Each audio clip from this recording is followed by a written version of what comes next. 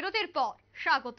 চলছে রঞ্জি ম্যাচ, আর এই রঞ্জি ম্যাচে পরাজয় এড়াতে এই মুহূর্তে লড়ছে রেলওয়ে। ঘরের মাঠে স্বপ্ন দেখতে শুরু করেছে রাজ্য দল। রঞ্জি ক্রিকেটে রেলওয়ে জয়ের লক্ষ্য ৩৪৬ রান, অর্থাৎ ত্রিপুরা ক্রিকেটে রেলওয়ের সাথে যে ক্রিকেট টুর্নামেন্ট হচ্ছে সেক্ষেত্রে কিন্তু ইতিমধ্যেই পরাজয় এড়াতে লড়ছে রেলওয়ে।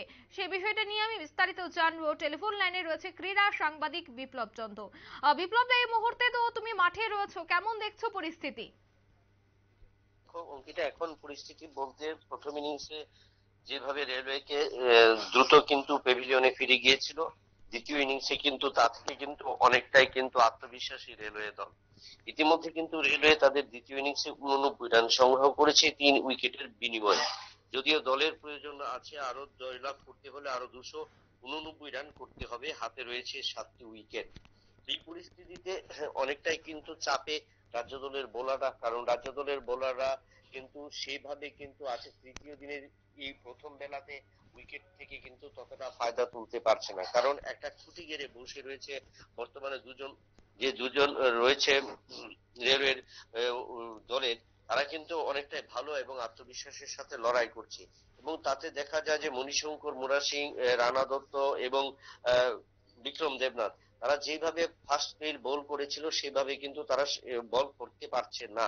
অর্থাৎ উইকেটে কিন্তু লড়াই করে যাচ্ছে রেলওয়ে, এবং তার রেলওয়ে আসছে যে রেলওয়েকে যদি এই ম্যাচ জয়লাভ করতে হয় তাহলে কিন্তু রেলওয়েকে আরো 289 রান করতে হবে। এই পরিস্থিতিতে কিন্তু জমে উঠেছে, এবং সেই ক্ষেত্রে রাজ্য দলের বোলারদেরও কিন্তু অনেকটা দায়িত্ব বেড়ে গেছে। যত দ্রুত উইকেটে ফেরানো যাবে, উইকেট থেকে প্যাভিলিয়নে ফেরানো যাবে, তত কিন্তু রাজ্য দলের ক্ষেত্রে সুযোগ থাকবে এই ম্যাচে জয়লাভ করার। কারণ এই ম্যাচে যদি রাজ্য দলকে জয় করতে হয় তাহলে কিন্তু এই 289 রানের আগে রাজ্য দলকে রেলওয়েকে কিন্তু আটকে দিতে হবে। তবে কতটুকু পারবে এই উইকেট থেকে রাজ্য দলের বোলাররা ফায়দা তুলতে? তবে এখন প্রচন্ড রোদ রয়েছে, সেখানে কিন্তু উইকেট থেকে ফায়দা তোলা অনেকটাই কঠিন হবে। কারণ দ্বিতীয় বেলাতে আমরা দেখেছি যে এমবিবির চরিত্র বা এমবিবির 22 গজের চরিত্র কিন্তু দ্বিতীয় বেলাতে অর্থাৎ সূর্যাস্তে যখন চলে যায় তখন কিন্তু উইকেট একটু ছন্দ পতন ঘটে, এবং সেখানে যদি স্বাভাবিকভাবে এই 289 রানের লক্ষ্য নিয়ে মন্থর গতিতেও যদি রেলওয়ে খেলতে থাকে তাহলে কিন্তু তাদের কাছে একটা সুযোগ থাকবে।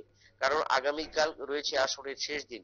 এই পরিস্থিতিতে আজকের বিকেলের উইকেটে যা করতে হবে রাজ্য দলের বোলারদের, এবং তা যদি করতে না পারে তাহলে কিন্তু ঘরের মাঠে রাজ্য দল আরো একটা পরাজয় দেখবে, কিংবা ম্যাচ ড্র হবে বা পয়েন্ট হাতছাড়া হবে।